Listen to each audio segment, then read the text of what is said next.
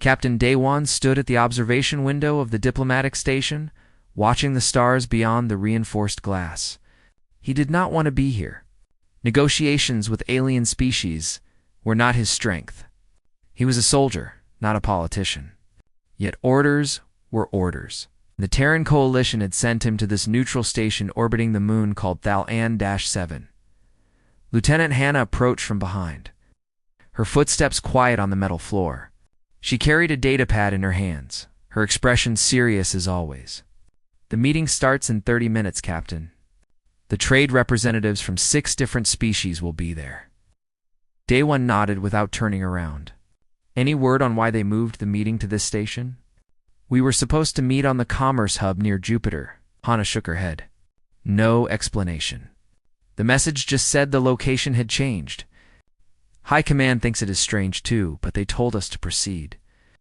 The station was massive, built centuries ago by a species that no longer existed.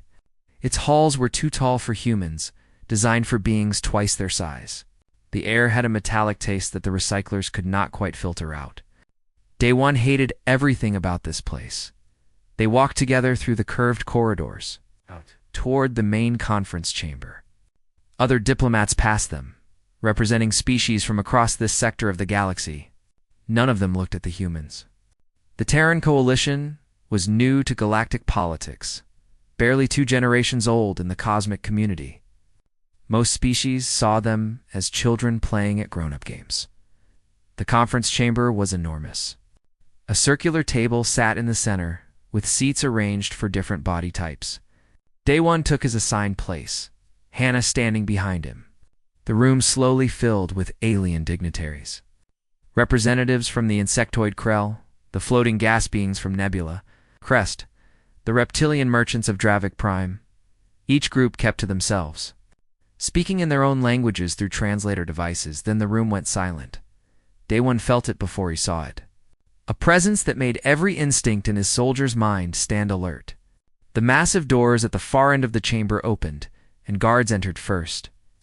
They were tall, covered in chitinous armor that seemed to be part of their bodies. Their eyes glowed with an inner light. Behind them came Queen Valera of the Zilthar. Empire. Daywan had never seen a Zilthar before.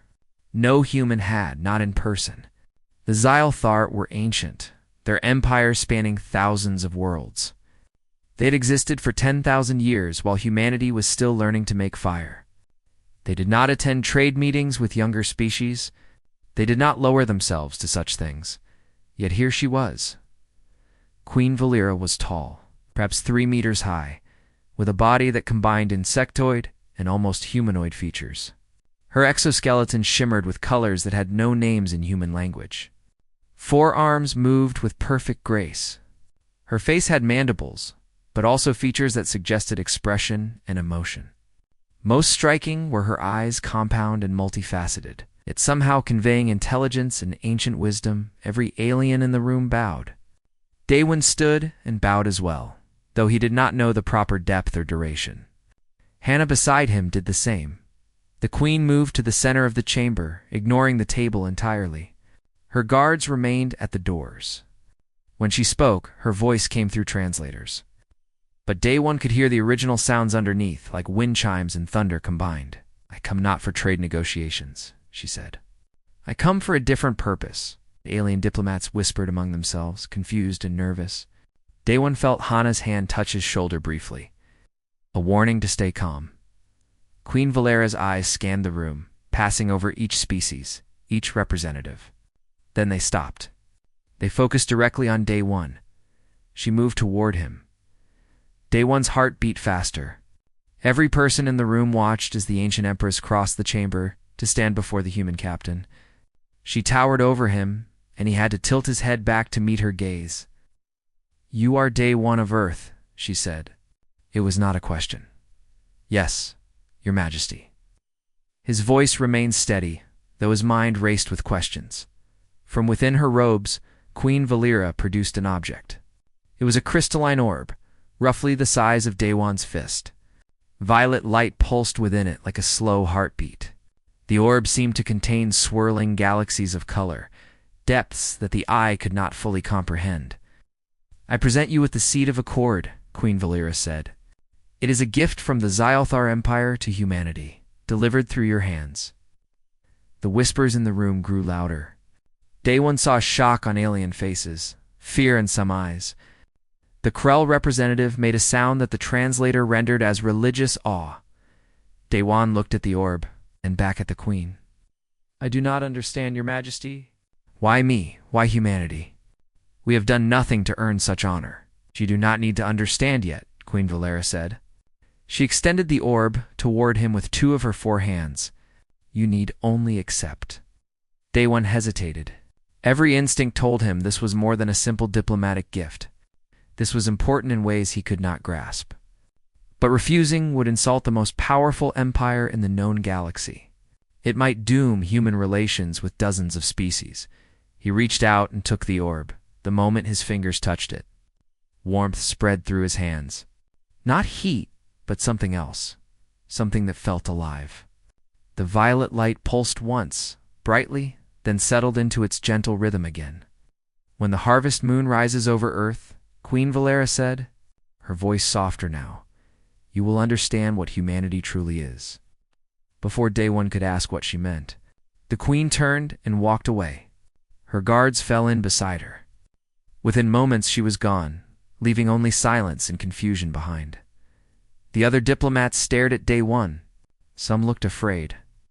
Others looked jealous. The Krell representative stood abruptly and left without a word. 2 other species followed. The trade meeting dissolved before it even began. Hannah moved beside him, looking at the orb in his hands. Captain, what just happened? I have no idea, Day One said quietly. He could feel the orb's warmth through his palms and something else. A presence. Like it was aware of him, studying him. Later, in their quarters on the station, Day One placed the orb on a table and stared at it. Hannah ran every scan their equipment allowed. The results made no sense. The object showed no power source, yet it maintained a constant temperature. It had mass, yet seemed to weigh differently each time they measured it. It appeared solid, yet scans suggested it existed in more dimensions than human instruments could detect. High Command is going to want answers, Hannah said. I know. Feeling that strange warmth, but I do not think we will find them easily. That night, as Day One tried to sleep, he dreamed. He stood on a world he had never seen, under 3 suns that painted the sky in colors beyond description. Armies clashed before him, species fighting and dying for reasons he did not understand. He watched civilizations rise and fall in moments. He felt emotions that were not human, thoughts and patterns his mind should not be able to follow. He woke gasping. Covered in sweat, the orb on the table pulsed with violet light, brighter than before, and Day One knew, with terrible certainty, that his life had changed forever. The transport ship carrying Day One back to Earth took 3 weeks. During that time, he dreamed every single night. The dreams were not like normal dreams. They felt real, more real than his waking life. He walked on alien worlds, felt alien emotions, lived through moments from 1,000 different lives. Each morning he woke exhausted, as if he had not slept at all. Hannah noticed. She always noticed. You need to see the ship, Doctor, she said on the 5th day of their journey. The doctor cannot help with this, Day One replied. He sat in his cabin, the orb on the desk before him. Its violet light pulsed steadily, never changing, never stopping. It is the orb. It is doing something to me. Then we should put it in containment. Lock it away. Day One shook his head. I tried. 2 nights ago, I sealed it in the cargo hold. The dreams got worse, not better. Distance does not matter. When they finally reached Earth, landing at the Sol Defense S, Ector, a team of scientists waited for them. High Command had sent their best people. Dr. Jiwoo led the team, a woman with sharp eyes and a mind that never stopped questioning. She was one of the Coalition's top xenarchaeologists, someone who studied ancient alien artifacts and ruins. They took the orb to a secure laboratory deep underground. Day One went with them, refusing to let the object out of his sight. He could not explain why, but he knew he needed to stay close to it. For 2 weeks, Dr. Jiwoo and her team studied the seed of accord. They used every scanning technology available. They tested it with radiation, extreme temperatures, electromagnetic fields. Nothing affected it. The orb remained perfectly unchanged, its violet light pulsing at exactly 3-second intervals. "It defies every law of physics we understand," Dr. Jiwoo told Daewon one evening. They sat in her office, while her team continued working in the lab below. "The internal temperature never changes, regardless of external conditions. It should not be possible." "What do you think it is?" Daewon asked. She leaned back in her chair, exhaustion showing on her face. "Honestly, I think it is biological, not technology. Or perhaps both at once. The Xylthar are far more advanced than us. They might not see a difference between biology and technology anymore." That night, the dreams intensified. Daewon saw a great war spanning across galaxies. Millions of ships fighting against a darkness that consumed everything it touched.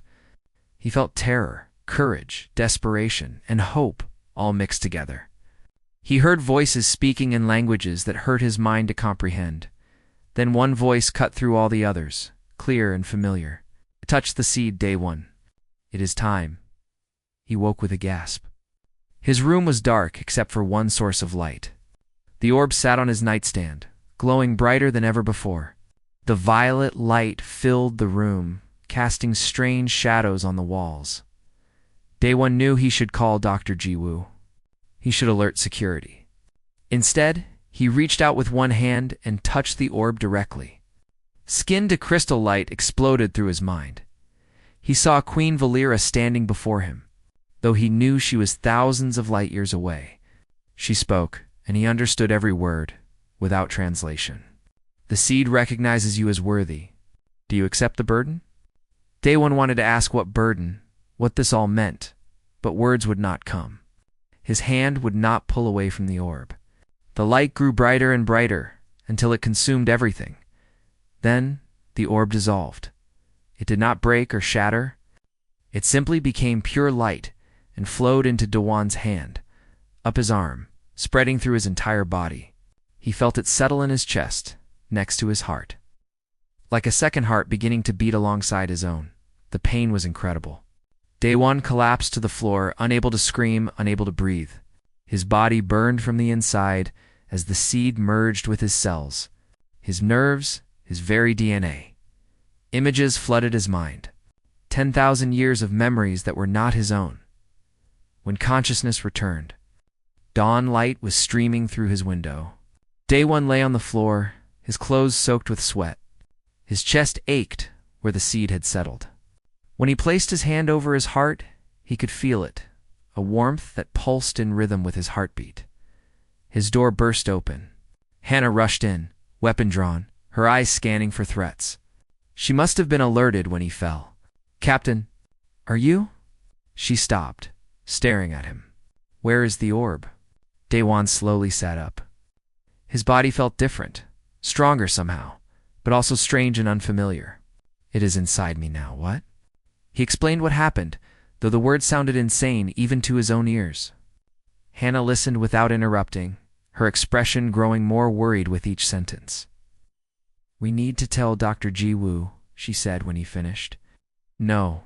Daewon stood, testing his balance. Everything felt sharper, clearer. He could hear sounds from floors away, conversations in other rooms. His vision picked up details he had never noticed before. "Not yet.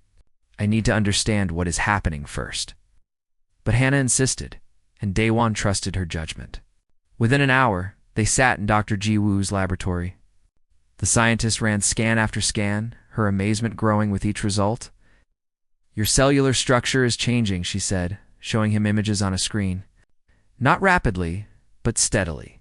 Your neurons are forming new connections at an incredible rate. Your muscle density has increased by 15%. Your reaction time." She shook her head in disbelief.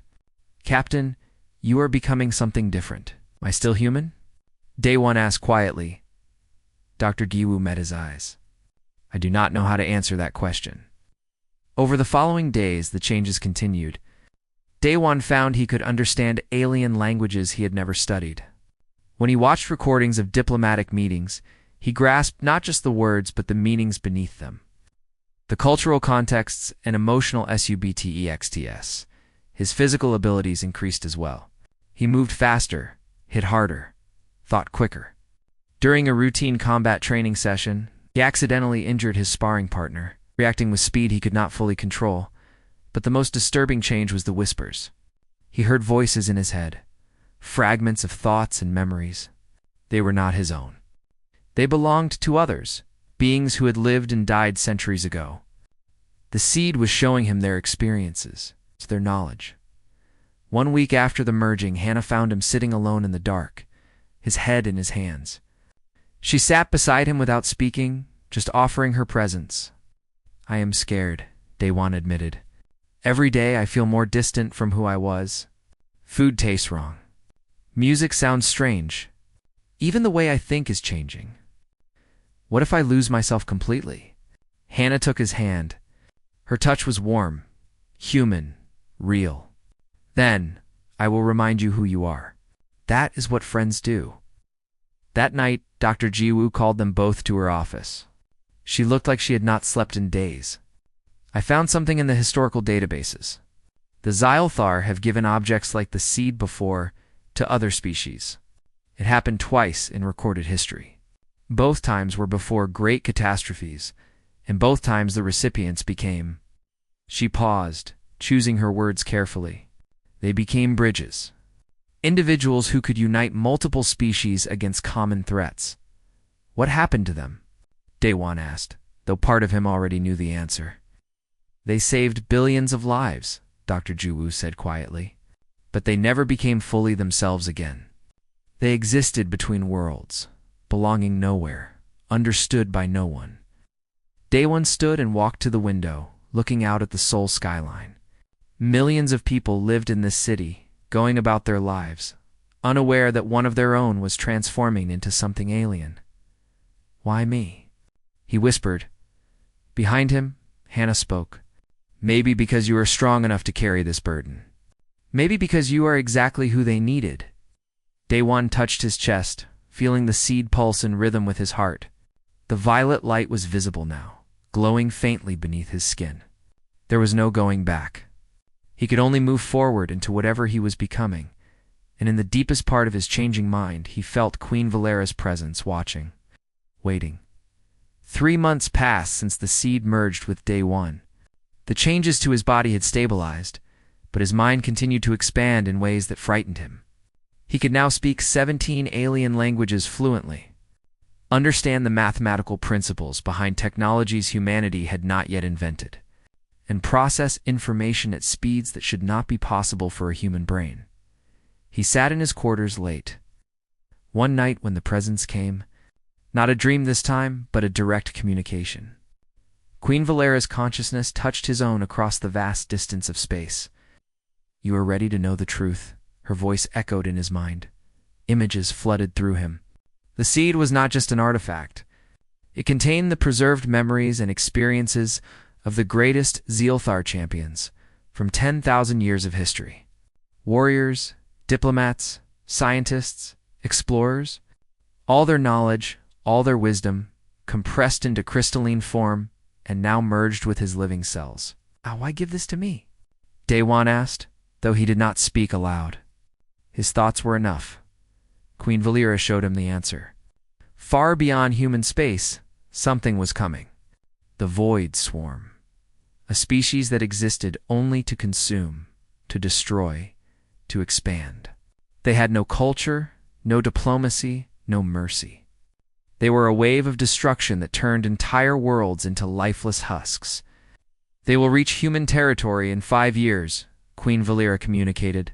"The Xylthar faced them 3,000 years ago. We barely survived, and we had a united empire. Humanity is not ready. The galaxy is not ready. Too many species fight among themselves while the swarm approaches. Then why not warn everyone directly?" Daewon thought back. Why this roundabout method? Because warnings are ignored. Fear divides more than it unites. But you, Daewon, you are becoming something unique. A bridge between species. You will understand them in ways no single being ever has. You can unite them, not through fear, but through genuine comprehension. The connection faded, leaving Daewon alone with terrible knowledge. 5 years. That was all the time they had. The next morning, he requested a meeting with Coalition High Command. Admiral Tae-young, the head of the Terran Defense Fleet, sat at the center of a long table. Beside him were generals, scientists, and politicians. All of them looked at Daewon with a mixture of curiosity and suspicion. Dr. Ji-woo had briefed them on his transformation. They knew he was no longer entirely human. Some saw opportunity in this. Others saw threat. Daewon explained everything. Queen Valera's message, the Void Swarm, the need to unite the galaxy. He spoke for 2 hours, answering questions, showing them calculations and projections that the seed's knowledge provided. When he finished, silence filled the room. General Byung-ho spoke first. He was an older man, a veteran of the border wars against the Krell. You expect us to believe the word of aliens? To trust in this transformation that has made you into something other than human? I expect you to prepare for what is coming, Daewon replied calmly. Whether you trust me or not, the swarm does not care. It will come, and we need allies. Admiral Tae-young studied him carefully. If what you say is true, we need more than allies. We need a unified command structure. Coordinated defenses across multiple species. That has never been achieved in galactic history. Then we will be the first, Daewon said. After hours of debate, the Admiral made a decision. He authorized Daewon to begin diplomatic missions, using his unique abilities to forge alliances. But the authorization came with conditions and watchers. They did not fully trust what he had become. Daewon's first test came weeks later on Kepler 440b, an ocean world shared B. Why human colonists and the Vrel people? The Vrel were aquatic beings, beautiful and strange, with translucent skin that showed the bioluminescent organs within their bodies. Tensions between them and the human colonists had reached a breaking point over fishing, rights and territorial boundaries. Previous human diplomats had failed. The Vrel seemed unreasonable, refusing to compromise on issues that seemed simple to resolve. Threats of violence grew daily. Daewon arrived with Hannah at his side. She had refused to leave his service, despite offers of safer postings. "Someone needs to watch your back," she had said. "Someone who knew you before." The negotiation took place in a partially flooded chamber that accommodated both species. Human representatives sat on one side, Vrel on the other. The tension was thick enough to taste. But when Daewon looked at the Vrel, he understood. The seed's knowledge showed him their biology, their neurology. The Vrel experienced time differently than humans. What seemed like stubbornness was actually a fundamental difference in how they process causality and decision-making. They were not being difficult. They literally could not think in the linear way humans expected. Daewon adjusted his approach. Instead of presenting logical arguments in sequence, he structured his proposals in circular patterns that matched Vrel cognition. He used water currents as metaphors instead of linear paths. He stopped trying to make them understand human thinking and instead met them in their own mental framework. The breakthrough came after 6 hours. The Vrel chief diplomat, whose name translated as flowing between tides, made a sound that expressed understanding. They reached an agreement that satisfied both sides, one that previous diplomats had not even conceived was possible. As they left the ocean world, Hannah looked at him with concern. "That was incredible, Captain. But you are exhausted." She was right. Using the seed's knowledge so intensely had drained him. More than that, the experience had left him feeling strange. He had thought in Vrel patterns for hours, and returning to human thinking felt like putting on clothes that no longer fit properly. "I am losing pieces of myself," he told her quietly on the transport back to Earth. "Every time I use this ability, I become a little less human." Hannah sat beside him. "Then we will find a balance.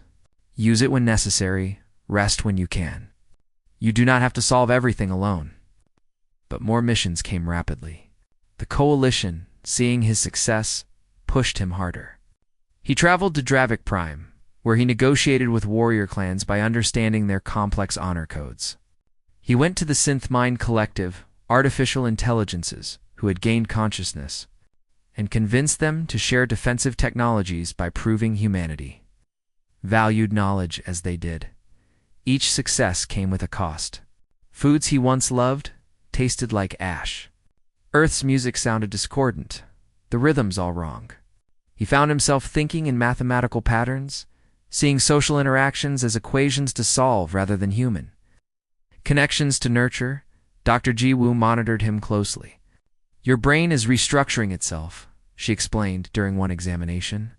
"The human parts and the alien knowledge are integrating, but it is changing who you are at a fundamental level. Can you stop it?" he asked. She shook her head.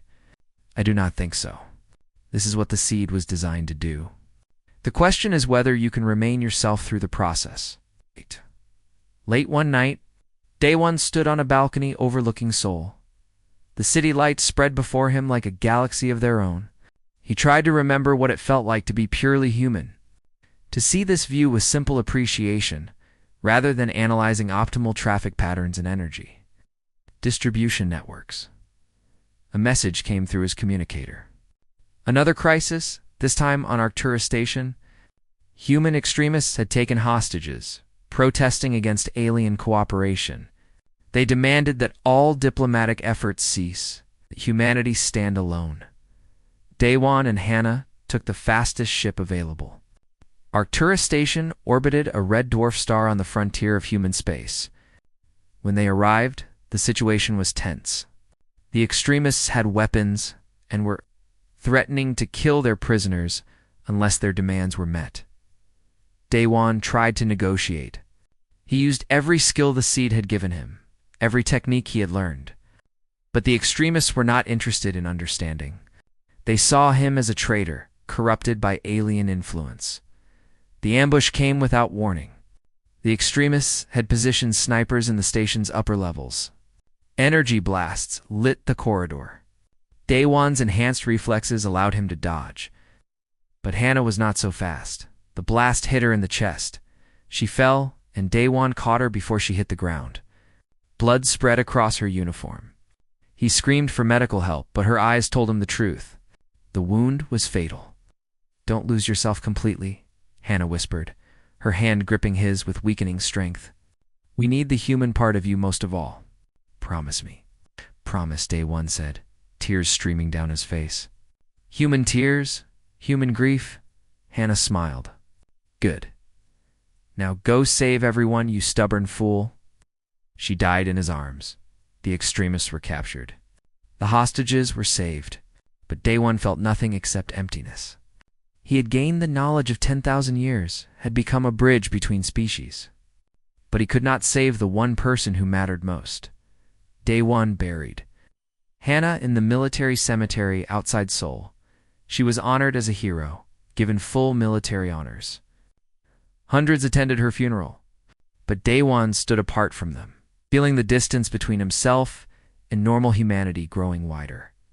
After the ceremony, Admiral Tae-young approached him. The old admiral's face showed genuine sympathy. She was a good officer, a good person. "I am sorry for your loss." "Thank you, sir." Daewon's voice sounded hollow, even to his own ears. "Take time if you need it," the admiral said. "Your missions can wait." But Daewon shook his head. "The swarm will not wait. Hannah died protecting what we are trying to build. I will not waste her sacrifice." In the weeks that followed, Daewon threw himself into the work with intensity that worried Dr. Jiwoo. He traveled to dozen worlds, met with species that had warred with each other for centuries, built alliances that should have been impossible. His reputation spread across the galaxy. Some called him the Bridge. Others called him the Changed One. A few called him a monster, something that should not exist. But even those who feared him could not deny his effectiveness. On Dravik Prime, he negotiated with War Chief Kral, leader of the fiercest warrior clans. The Draviks were large beings, covered in scaled armor, their culture built entirely around combat and honor. Previous human diplomats had been laughed out of their council chambers, but Daewon understood them. The seed showed him the deep patterns of Dravik honor culture. He challenged Kral to single combat, knowing it was the only way to earn respect. The fight was brutal. Even with his enhanced abilities, Daewon barely survived. But he drew blood before Kral defeated him, which was enough. You fight with honor, Kral said, helping Daewon to his feet. Speak your purpose, Bridge. Daewon explained the coming threat. He did not ask the Draviks to hide or run. Instead, he offered them the greatest battle in galactic history, a chance for glory that would echo through ages. The warrior clans agreed to join the alliance that very day. His next mission took him to the Synthmind Collective. These beings were artificial intelligences that had evolved beyond their original programming. They existed as patterns of light and energy, housed in crystalline matrices. Most organic species feared them, seeing only dangerous machines. Daewon saw differently. The seed showed him that the Synthmins valued knowledge above all else, the pursuit of understanding as an end in itself. He approached them not as a warrior or diplomat, but as a fellow seeker of truth. He shared calculations, theoretical physics, questions about the nature of consciousness. The Synthminds found him fascinating. A biological being merged with ancient technology existing between categories. They agreed to share defensive technologies and tactical algorithms, resources that could mean the difference between survival and extinction. But success came with costs. Each time Daewon used the seed's full capabilities, he lost more of his human perspective.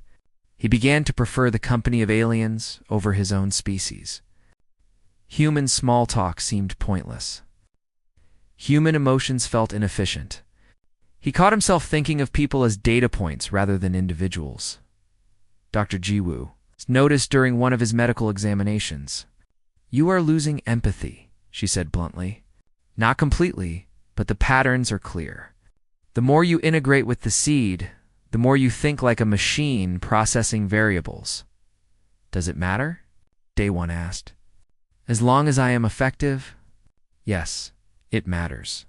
She leaned forward, her eyes intense. "Because the thing that makes you effective is not just alien knowledge. It is your humanity, your ability to see people as people, not problems to solve. If you lose that, you become just another calculator." Her words echoed Hannah's final message. He tried to hold on to them, but they slipped through his changing mind, like water through fingers. The most difficult negotiation came with the Whisper Collective. These beings were telepathic, existing primarily in mental space rather than physical form. They had never dealt with humans before, considering non-telepathic species too limited to communicate with meaningfully. To even meet with them, Daewon had to allow them into his mind. The experience was invasive and terrifying. The Whispers read his thoughts, saw his memories, felt his emotions. They witnessed his transformation, his losses, his fears, but they also saw his determination, his willingness to sacrifice everything for a cause larger than himself. And they saw something else, something that surprised even Daewon. Beneath all the alien knowledge and enhanced abilities, a core of stubborn human hope remained. A refusal to give up, no matter the odds. The Whispers agreed to join the alliance. "You are a strange being," their collective voice said in his mind. "Neither fully one thing nor another. But perhaps that is what this moment needs." As the months passed, Daewon's alliance grew. 20 species, then 30, then 50. Each one brought different strengths, different technologies, different perspectives. The coalition provided the central coordination, but it was truly a galactic effort. Then Queen Valera contacted him again.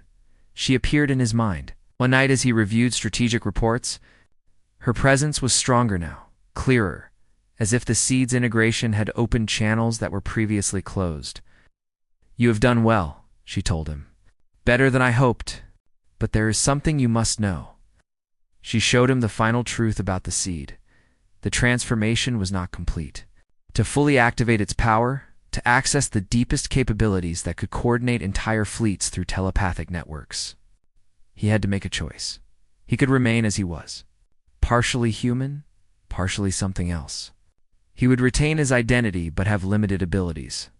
Or he could complete the transformation, merge entirely with the seed, and become a living network capable of linking thousands of minds across light years of space. The cost was his humanity, not his body. That would remain. But his mind, his personality, his sense of self, he would retain memories but lose the ability to feel as humans feel, to dream as humans dream, to be truly himself. The Zealthar who carried seeds before you made the choice, Queen Valera said, they saved billions, but they never came back from it. How much time do I have to decide? Daewon asked. The swarm arrives in 6 months. Not 5 years as I first calculated. They are moving faster than predicted. You have until they reach the outer colonies.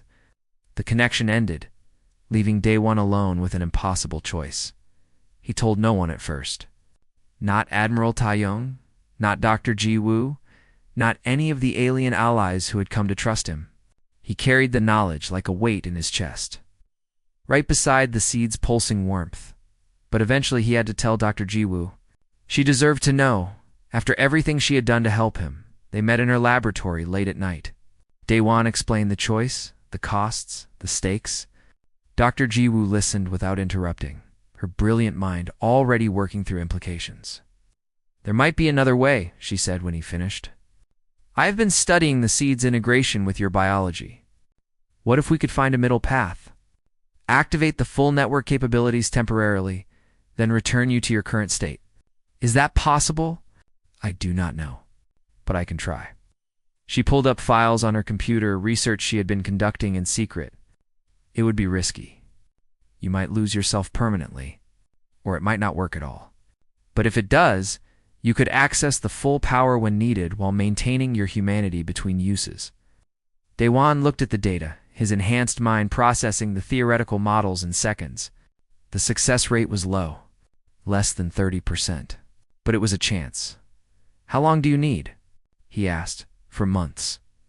Maybe 3 if I work around the clock. The swarm arrives in 6 months. That does not give us much margin for error. Dr. Ji Woo met his eyes.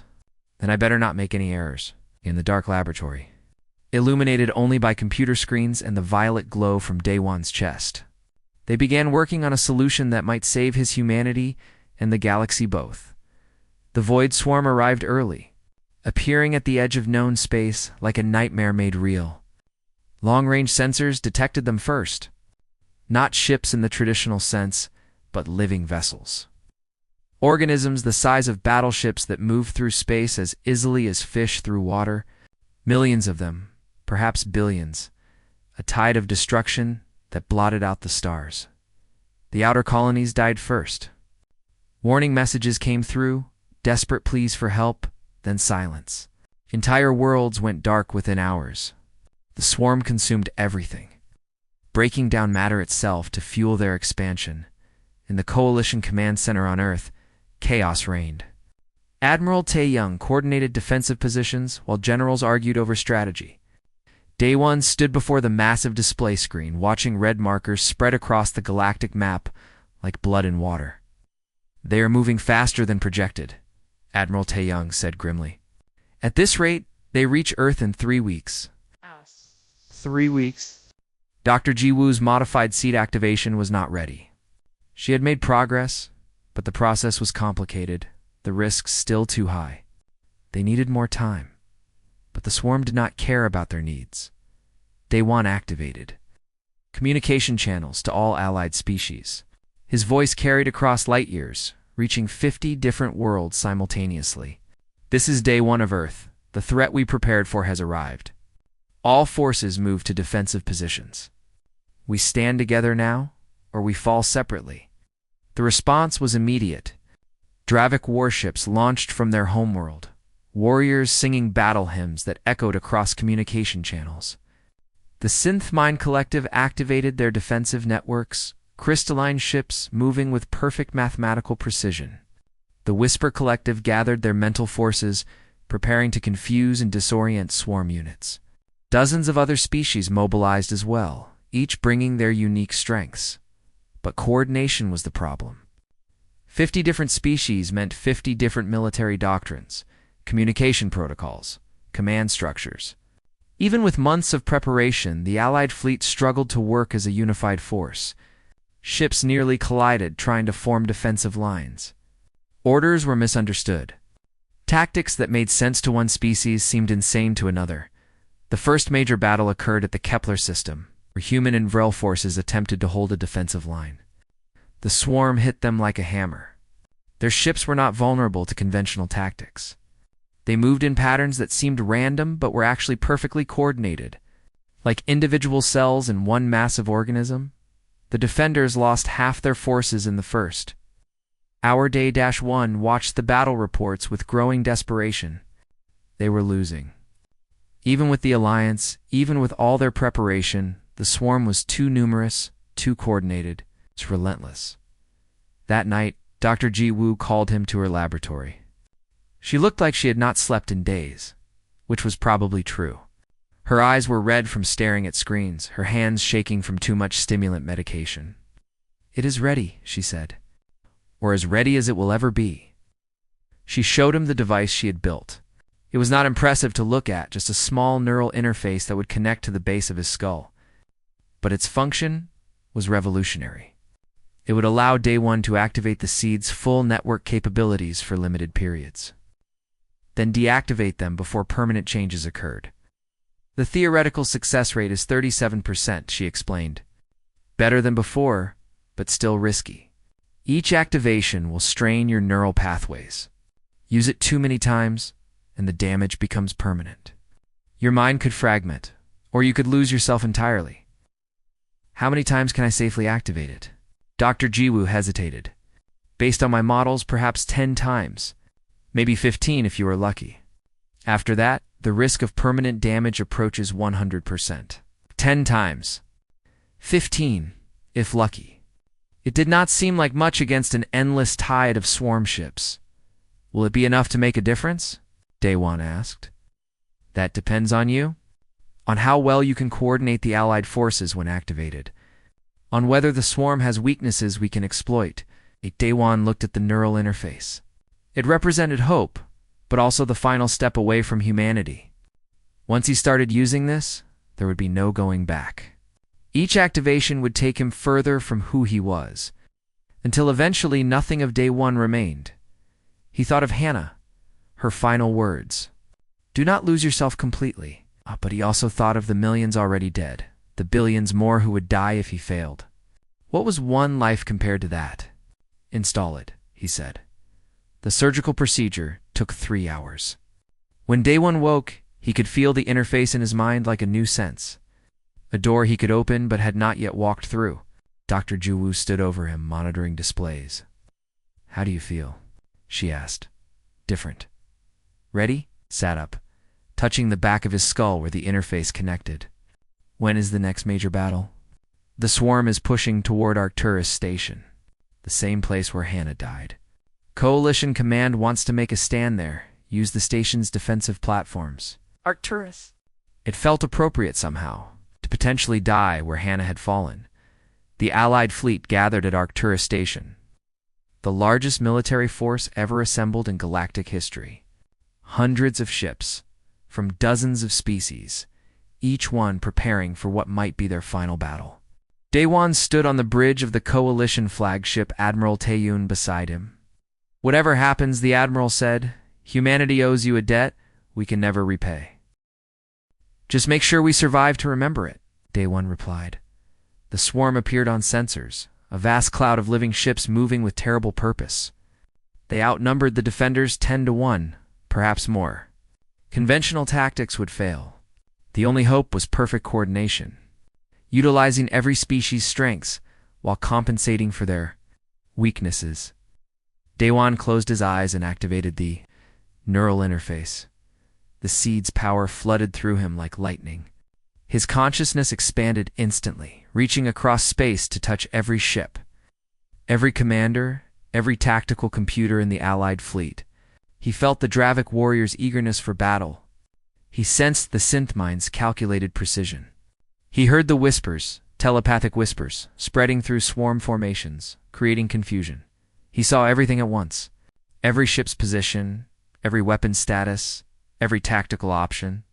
More than seeing, he understood. The seed's 10,000 years of military knowledge combined with his human intuition created something new. A strategic awareness beyond what any single being should possess, orders flowed through him to the fleet. Not as commands, but as suggestions that felt natural to each species' way of thinking. The Dravik ships formed the vanguard, their warriors eager to close with the enemy. The synth-mine vessels provided calculated fire support from optimal positions. Human ships used unpredictable tactics, exploiting the swarm's pattern-based thinking. The Vrel forces, with their non-linear thinking, created chaotic elements that disrupted swarm coordination. The battle became a dance, 50 species moving as one organism. The Allied fleet was not just fighting together, they were thinking together. United through Daewon's networked consciousness, the swarm began to falter. For the first time since they arrived, they took more losses than they inflicted. The defenders found patterns in the swarm's behavior, weaknesses in their coordination. Where individual attacks failed, combined strikes from multiple species succeeded, but maintaining the network tore at Daewon's mind. The strain was incredible. It's like holding 1,000 conversations simultaneously while solving complex mathematics and running a marathon. Blood ran from his nose. His vision blurred. Still, he held the network together, refusing to let it collapse. 6 hours into the battle, the swarm began to withdraw.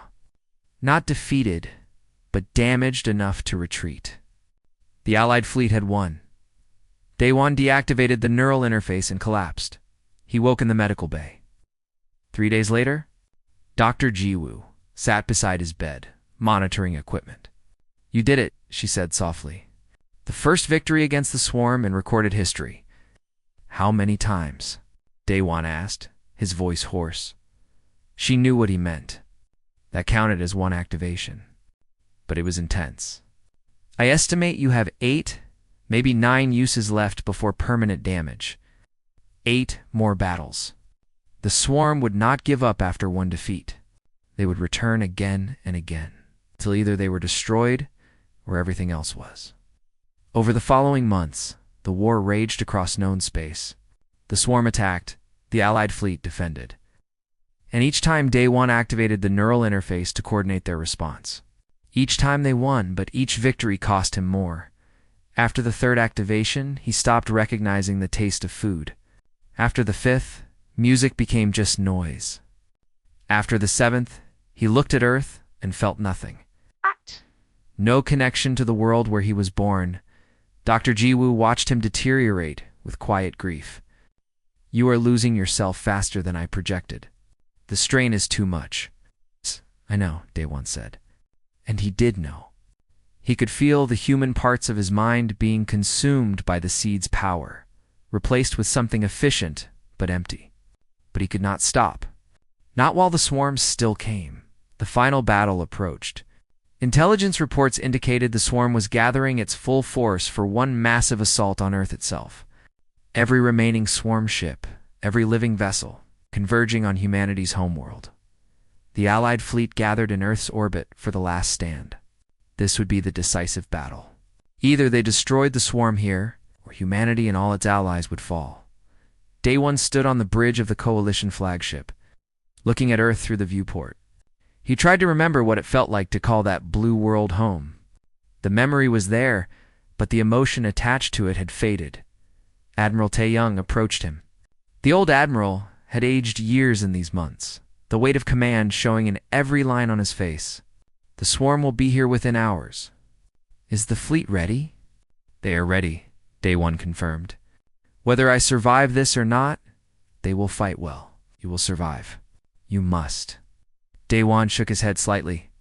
"This will be my 9th activation, possibly my last. If we win, someone else will need to maintain the alliance." The admiral gripped his shoulder. "Then make it count." The swarm arrived like a storm of living nightmares. Billions of ships, the entire remaining force, descending on Earth's solar system. The Allied fleet was outnumbered 50-1. Daewon activated the neural interface. One final time, the network formed instantly, but the strain was worse than ever. His neural pathways screamed in protest. Blood poured from his nose, his ears, his eyes, but he held on, pouring everything he had into coordinating the Allied response. The battle lasted 18 hours. Ships died by the thousands on both sides. The void filled with debris and destruction, but the Allied fleet fought with perfect coordination, each species supporting the others. Every tactic executed flawlessly, slowly, impossibly.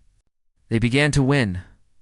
The turning point came when Day One perceived a pattern in the swarm's core coordination. There was a central nexus, a queen ship that directed all the others. The siege showed him where it was, how it operated.